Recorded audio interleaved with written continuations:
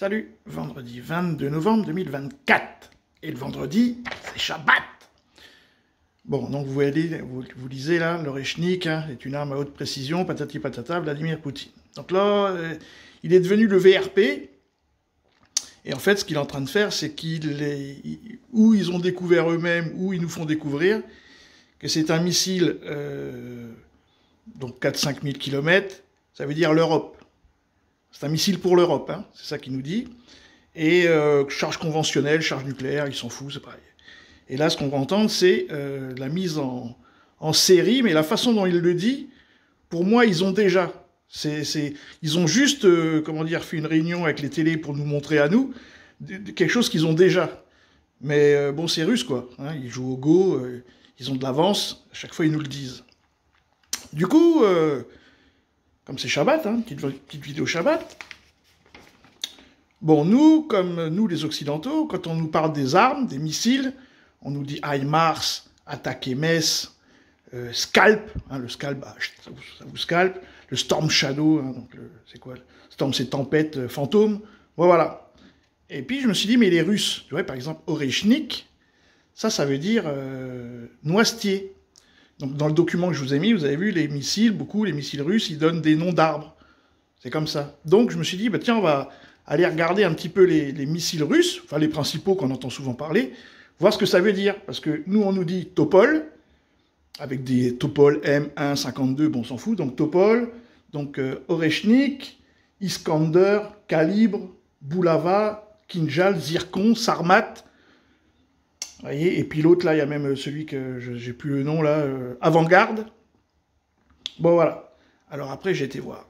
Donc j'ai fait traduction. Hein. Topol, ça veut dire peuplier. Donc Oreshnik, noisetier.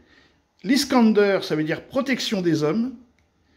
Calibre, ça veut dire turquoise. Le Bulava, le missile Bulava, c'est un missile pour les sous-marins sur 150 km, thermonucléaire, hypersonique et tout ça. Ça veut dire masse d'armes. Ça veut dire ce que ça veut dire. Kinjal, donc on sait que ça veut dire poignard. Zircon, ça veut dire jacinthe, la jacinthe rouge. Ça, j'ai été étonné, hein. J'ai galéré pour trouver. Hein. Jacinthe, c'est une fleur, le zircon. Et le sarmat, c'est les tribus sarmates avec les sites. Bon, moi, en tout cas, c'est chez eux, c'est des ethnies. Et tout de suite, ça a une autre gueule, quoi. Quand eux, ils se parlent, ils disent, voilà, je vais leur envoyer une jacinthe rouge, quoi. C'est quand même pas pareil que zircon. Voilà. Bon, maintenant, on va aller écouter ce qu'il nous raconte Vladimir. Donc là, nous, ce qu'on doit comprendre, c'est qu'ils vont le construire en série et que c'est un missile qui est destiné à l'Europe si jamais on voulait faire une guerre 2025, 2028, 2032, 2045. Eux, ils ont le missile pour l'Europe. Vous l'avez compris, Oreshnik, ce qui veut dire noisetier en bon français, 16 mètres de long pour 3 mètres de large. C'est un balèze, hein, vous voyez, 16 mètres c'est court, 3 mètres c'est large, c'est un petit balèze. Il ne peut pas faire le tour de la planète, mais il peut atteindre la côte ouest des États-Unis. Vitesse maximale, 13 250 km/h, ce qui équivaut à peu près à 3 km par seconde. Et il peut transporter des têtes nucléaires ou conventionnelles. En mode nucléaire, un tel missile peut emporter plusieurs centaines de kilotonnes. Pour réaliser, cela représenterait 100 fois Hiroshima, boule de feu, chaleur intense, radiation, retombées nucléaires, bref, une bombe atomique. C'est le cadeau de Noël de tonton Poutine. Généralement de 500 à 1000 kg d'explosifs, de quoi détruire cette fois des bâtiments, des postes de commandement ou des dépôts d'armes.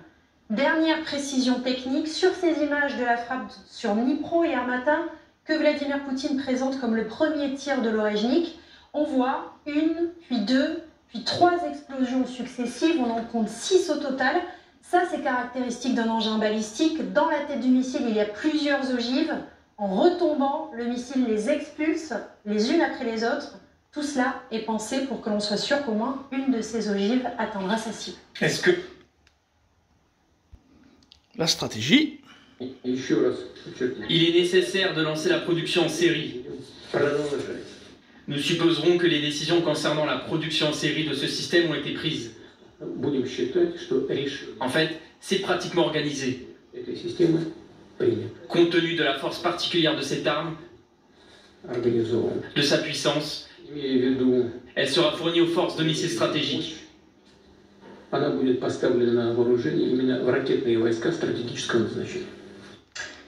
voyez, pour moi, j'en ai conclu que c'était déjà fait, quoi. C'était une formalité pour l'Occident. Voilà. Donc il nous a fait un petit cadeau de Noël, un missile spécial pour l'Europe, nucléaire ou conventionnel. Et comme c'est un petit missile, parce que 16 mètres, faut pas oublier que le Sarmat c'est 33 mètres, hein. Donc 16 mètres c'est petit, ça doit être facile à faire, ça doit pas être leur coûter énormément. Et en fait, il est issu du missile Bezel 26, la RS-26. Donc si ça se trouve, ils ont déjà les supports et tout ça. Ça doit pas être très très compliqué. Ils nous l'ont montré avec les bombes planantes.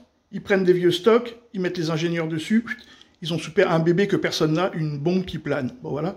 Et ben là, ils viennent de nous dire, bon ben nous les gars, vous savez quoi, on a fait un essai, ça fonctionne bien, hypersonique, simple, pas trop cher, destiné à l'OTAN et à l'Europe. Joyeux Noël. Salut les amis.